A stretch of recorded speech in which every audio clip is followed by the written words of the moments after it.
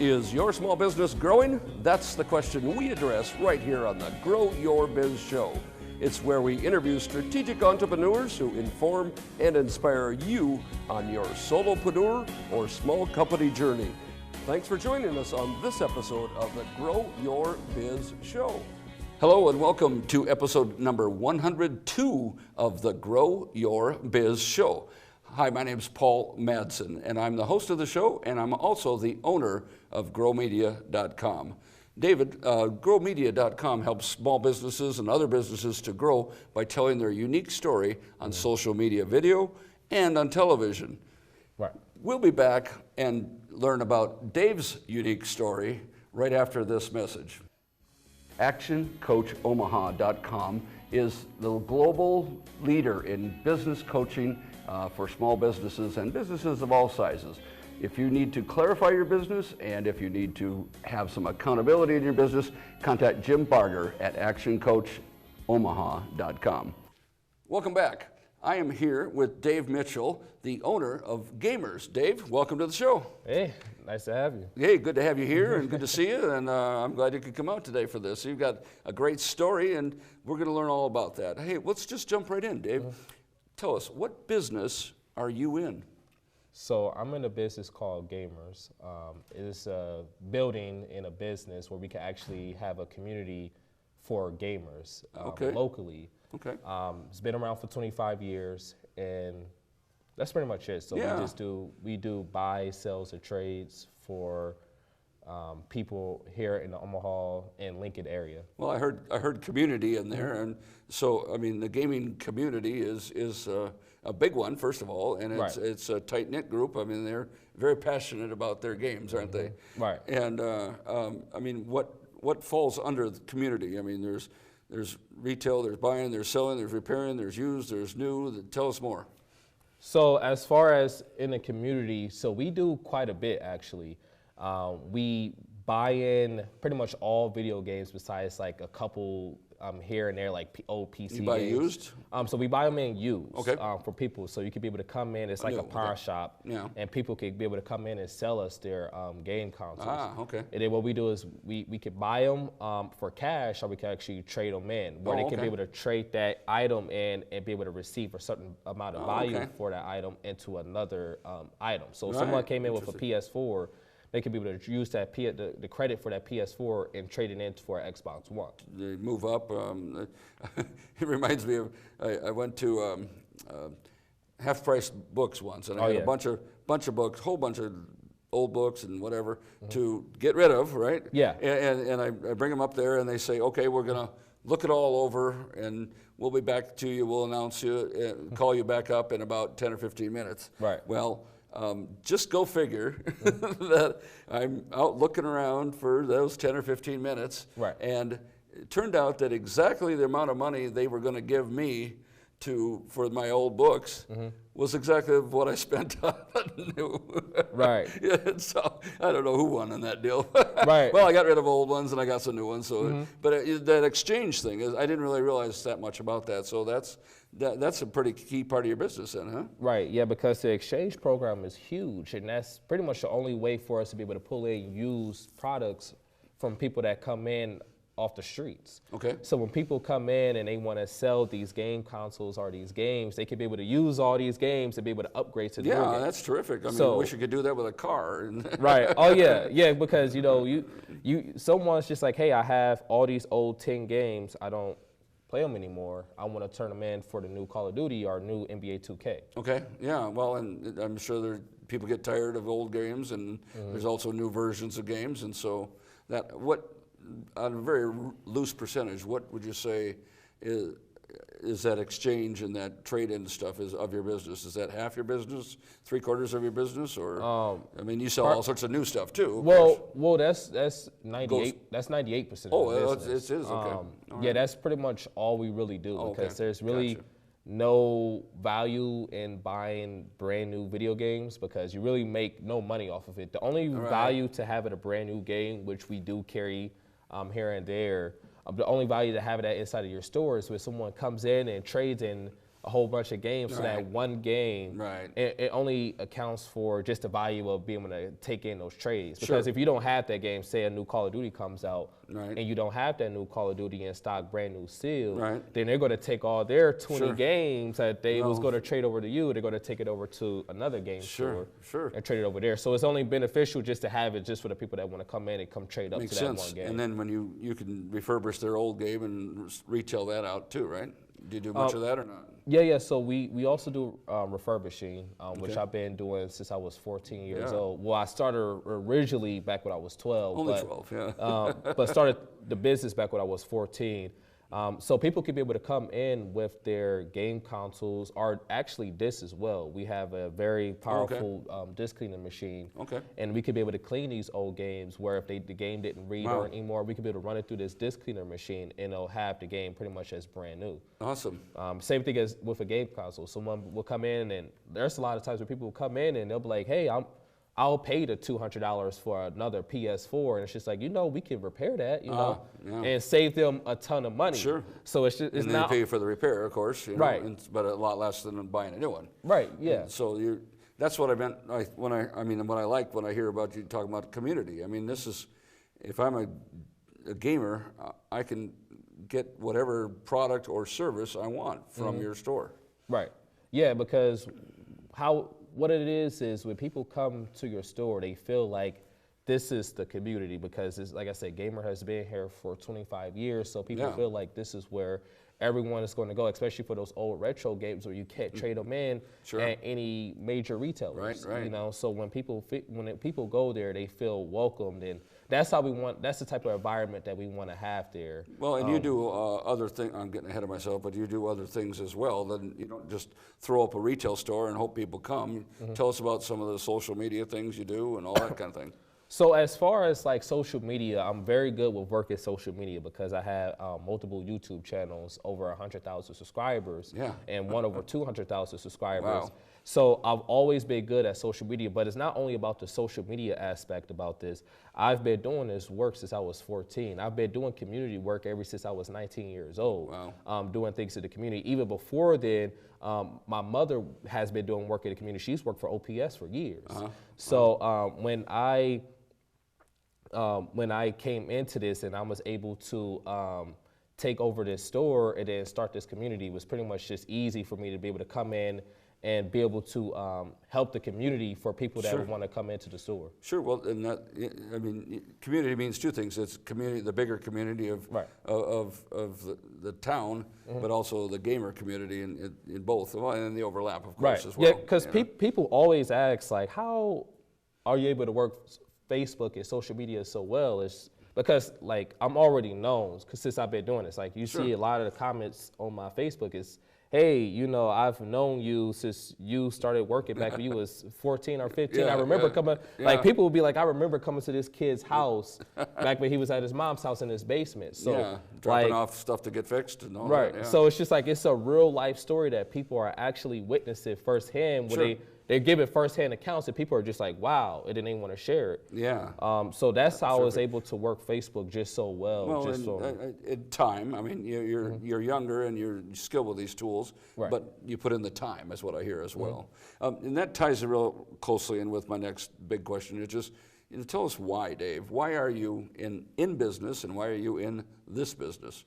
Well, the reason why I'm actually in business is for a couple things. When I started this business back when I was 14, doing video game repairs, I was out of my mother's house, out of her basement.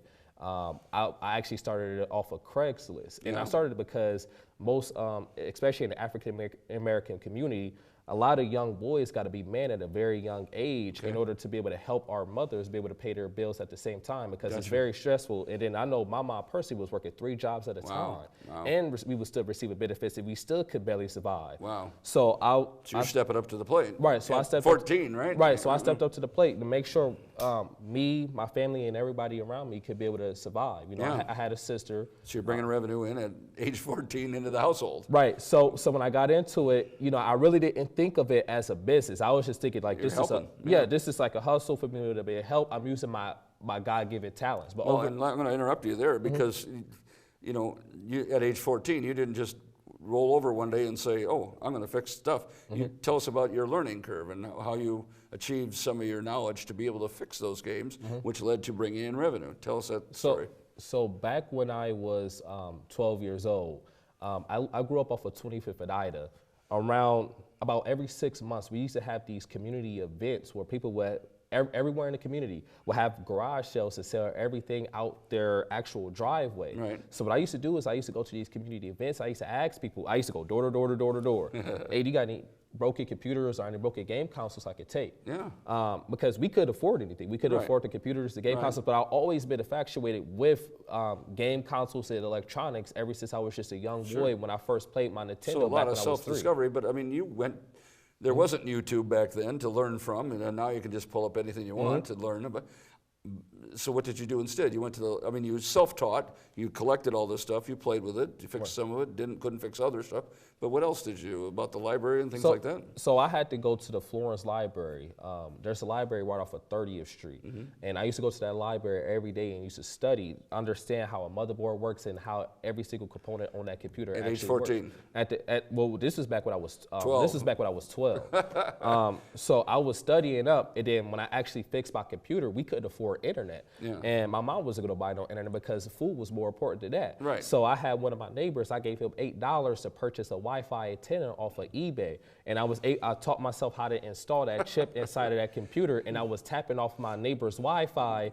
And then when I started to tap off their Wi-Fi, I started to do more Google research on how to repair the rest of the game. You had access to the internet, didn't have to go to the library and work with their short hours. Right, yeah, because how I ended up working out, all my family members used to come over and say, hey, nephew, repair this game console, repair this. So people started having me repair their things. Once they figured out that, dang, you repaired your own electronics, repaired it. So that was kind of the learning curve that I had. I had to just learn off just to dribble.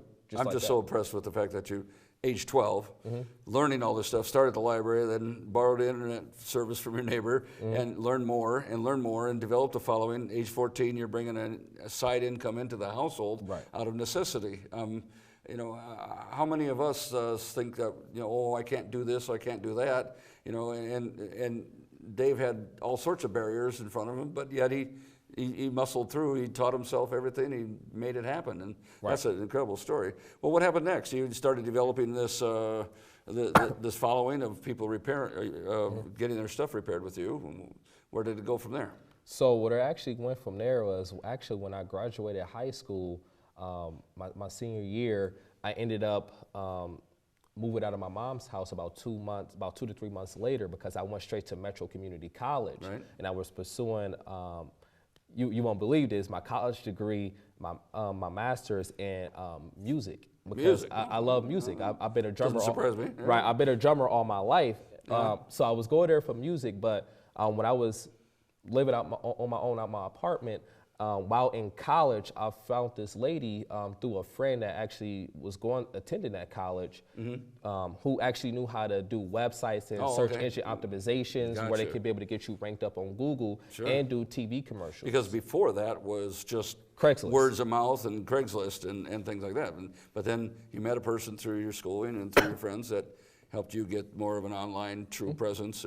Is that when social media started for you as well, or not? So social media, I mean, you got the good website going, and you got some Google traffic, and started building things that way. But was social media part of it then, or not? So social media really didn't start for me until I actually opened up my store back when I was 19, which was called Game Repair Shop. I was doing video game repair. That was the main base, but I was also doing a little bit of video game retail as well, just because I couldn't afford it. I started the store with $5,000. Right. That's pretty lean.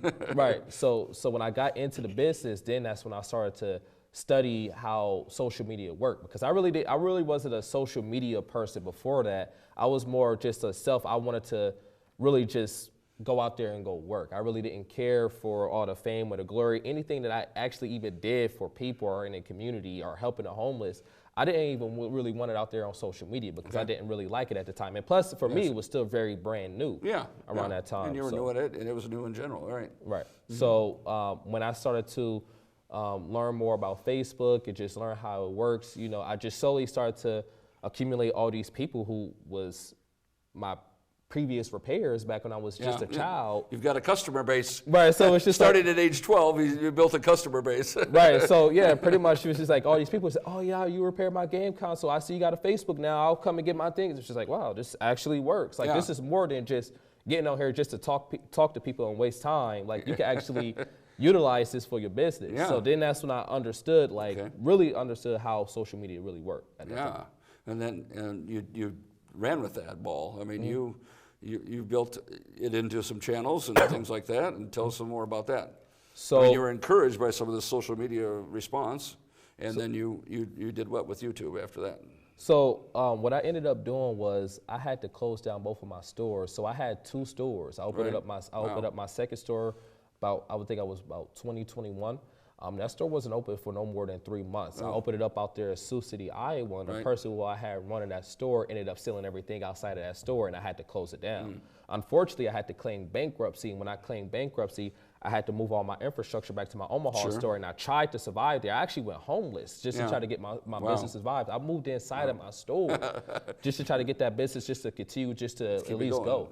But I couldn't do it because I was catching a lawsuit from the landlord out there in Sioux City, Iowa, and it was just I was too much in debt for all that money that I lost out there. So after that, I started doing YouTube. I was doing YouTube every night anyways. I was playing video games and I was doing things of that nature because I love video games. I sell video games and I also love them at the same time. Go figure, So I ended up closing down my store, liquidating everything out, and then I moved into an office building down in downtown Omaha where I was actually fully pursuing YouTube.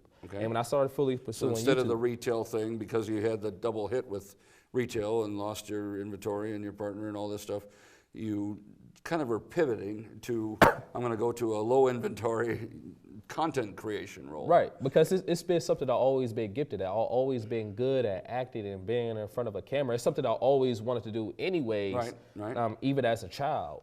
So when I went into start to do content creation, I started to also do this streaming service called Twitch. Well, what you could do is you could get over here, you could play video games. So my thing was more than just playing a video game. I was also being a comedian at the same time. I was doing comedy, and I had this whole act and this whole character where people loved it and they wanted to see more. It was just very intriguing. At first, I was just like, wow, people actually like this. I started to get donations.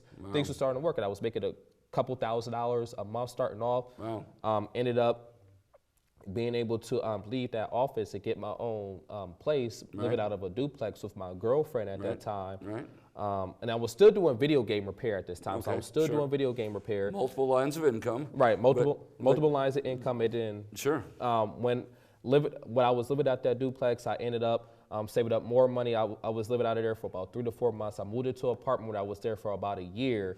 And then that's where I achieved the 100,000 subscribers. And around this time, I was making about $6,000 a month. And this is the monetization off YouTube and Twitch, the money you're building.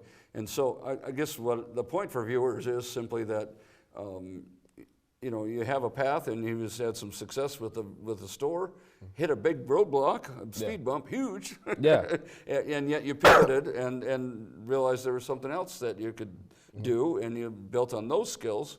And actually, they interspersed with some of your other offerings as well, and the multiple lines of revenue. So I guess the message is, things aren't going to go the way you want when you're an entrepreneur.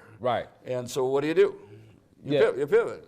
And you pivoted well, and so you built it up to 250,000 subscribers on a YouTube channel, with comedy-based, got some other messages in there as well. And then how did you get back into the retail function then of the games and the game repair? Well, how that worked out is, so first off, I would say I have a huge faith base where I've always believed that God, I come from a God-fearing family. So I always believed that everything always happens for a reason. And just like during the days of Job, where he lost everything, he ended up getting back twofold of what he had previously before. So that's what my mindset was always at. Well, after a while, after doing YouTube, my YouTube channels ended up unfortunately getting terminated. Yeah. So you had somebody else controlled your real estate in that situation. Yeah. and they controlled it badly.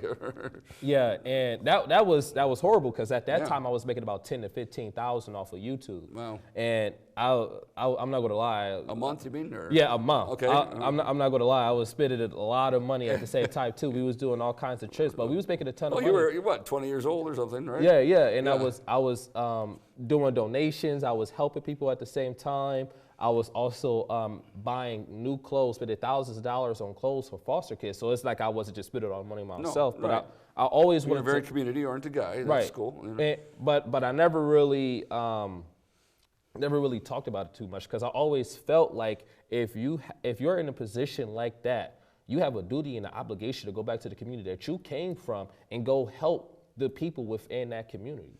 So after that, after the whole YouTube thing, we was actually going to move to Las Vegas because I had friends out there lined up who had millions of subscribers. Yeah. Who was like, hey, we want you to come out there. Let's all do collaborations. You're becoming a YouTube celebrity somewhat. Almost. Right. Yeah. So it was just like, and they had deals with Netflix and other acting roles, and I was going to take it. I was going to leave. I was like, because Omaha is very hard for you to really get those big acting roles because it's. The connections aren't nearly as good as they are in an entertainment area like California, Nevada, yeah. Well, the whole plan that I had was I was going to take these ideas and use them in Vegas and go to LA and all these other places, and then take a huge, large sum of money and then try to start doing movie productions right here in Omaha, Nebraska. Okay. Start letting these movie companies like Universal, like saying, hey, there's a huge money pit right here in Omaha, Nebraska, and we need to utilize these resources to get our image out there. Get that capital going. Yeah. So what happened next? So after that, Gamers ended up shutting down September 26th, which is one of our the old Gamers. Yeah, the old Gamers. They had at their peak they had 14 locations, 8 in Omaha, and they had the rest right here in Nebraska. And they been around for 25 years, but they originated in Omaha off of 72nd and Dodge. That was their first location. Okay. And the oldest game store in the state of Nebraska. Yeah. And been around forever. Yeah. After they closed down, I spoke with the owner of that building, and he was like, hey, you should just open up another game store here because you had your own stores. He was like, you should just open up a game store next door and then just leave the gamer signs up. That was like his whole plan at first, was like, just open up another game store, just leave the gamer signs up, and just have people thinking. But I ended up reaching out to a person who I knew who had liquidated all my previous inventory off when I had closed down my store when I was off of 128th Center. Okay. And when I reached out to him, we made a deal like, hey, you came up with some inventory and you got the space. Yeah. So we got the space, and I ended up leaving out with the deal where I would take 100% ownership of the name Gamers, and he would take that space off of 72nd and Dodge and open it up as his own game store. Gotcha. So I took it. I opened up my first store February 10th off of 124th Center, which was actually Gamer. Which year was it? 18 or 19? This was 2019. February 20. Not very long ago. This year, yeah. Okay. Right. Yeah, but Gamers was already previously there. Gamers had been off of Center for about. Yeah. Again, you're a man of opportunity. You saw an opportunity there. You made a deal with a former owner who was getting out of it, and you made it happen based on your passions and your skills as well. Yeah. And not only did you get that started and had a good churn of product and things like that, but you went on to open another store, and tell us the rest of that story. So after I opened up that store February 10th, things was going very, very well for us because I was utilizing social media, getting up to some videos like 500,000 views on Facebook.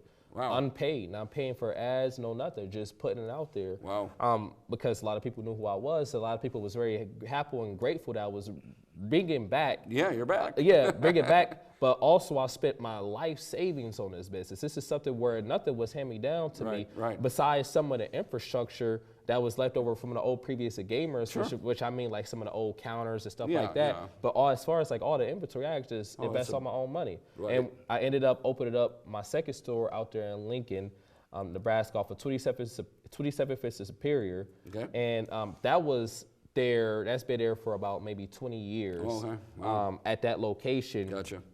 So that location already had its name built up, but I opened up that location, if I can remember right, August 28th.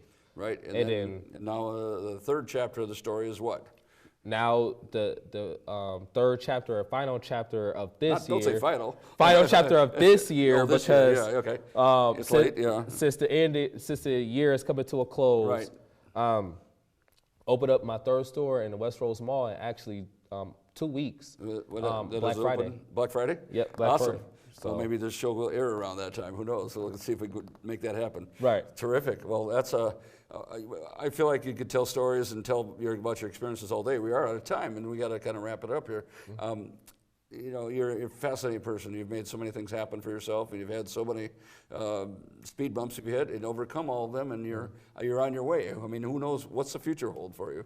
So the future holds for me is after this year, I'm actually running for city council for the 2nd district that right now. Oh, okay. Yeah, I moved back into my community that I grew up in and I love dearly. That I wanted to, because my aunt used to always tell me back when I was just a young boy. She used to tell me that you have to fight for the community within the community. Mm-hmm. So we ended up moving back into the community, and I wanted to run for city council in conjunction with other people who's actually in positions of power within our government. Interesting. In order to help hopefully create change and be able to help our community grow. Well, I can only imagine, with your background and your ability to make things happen, I can only imagine a bright political future for yourself and wanting to make, because you're motivated by the right things. You want to make things happen. 30 seconds, Dave. What advice do you have for aspiring entrepreneurs? So the advice that I have is never give up. Things is going to come where roadblocks, it might seem like everything is coming to an end, everything is coming to a close, but just never give up, keep on going, and always put that energy forth and keep your faith in the Most High God. But yeah, just keep on going, because a lot of things happen for me. Things shouldn't just get handed down to me, where I actually had to keep on working and persevering. Oh, man. And everything is just working up. Every time I lose something, I gain it back twofold. Well, that's an amazing story. Lots of perseverance there, and Dave, you have a fantastic story. I really encourage people to learn more. We'll have all his contact information on the show notes and such. And Dave, thank you so much for sharing with us today.